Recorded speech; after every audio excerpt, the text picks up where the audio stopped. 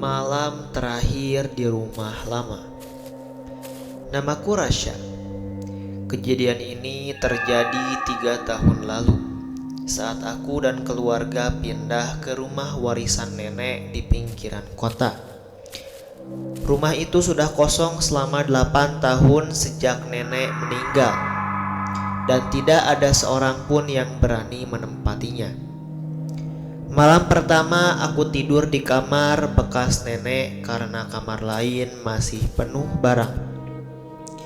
Sekitar pukul 2 pagi aku terbangun karena suara kursi goyang di ruang tengah berderit pelan seperti ada yang duduk di sana. Aku pikir mungkin angin. Rumah tua memang begitu, bunyi sendiri. Aku coba tidur lagi, tapi suara itu tidak berhenti, malah semakin teratur.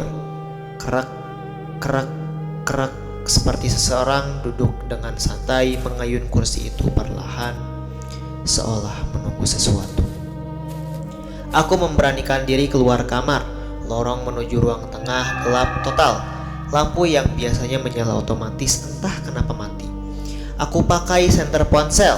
Begitu cahaya menyorot ke arah kursi goyang itu, kursinya berhenti bergerak, persis saat cahaya menyentuhnya.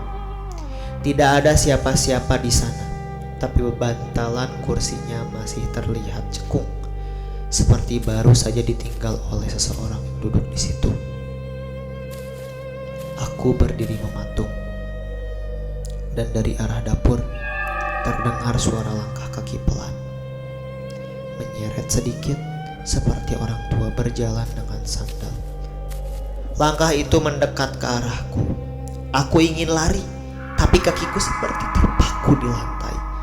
Bau menyengat tiba-tiba muncul. Bau kembang Kamboja bercampur tanah basah. Aroma yang sama persis dengan yang aku cium saat pemakaman nenek 8 tahun lalu. Suara langkah itu berhenti tepat di depanku, meski aku tidak melihat apapun. Lalu suara serak yang sangat pelan, hampir seperti bisikan, terdengar tepat di telingaku.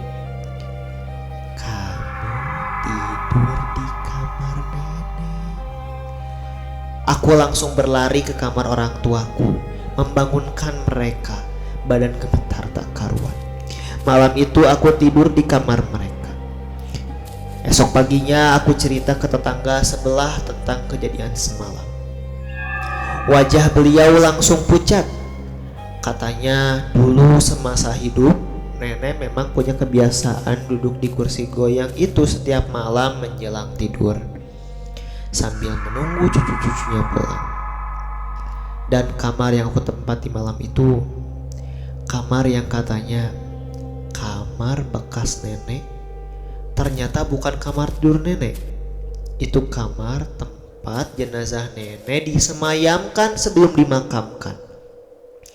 Sejak malam itu, aku tidak pernah lagi mau tidur sendirian di rumah itu.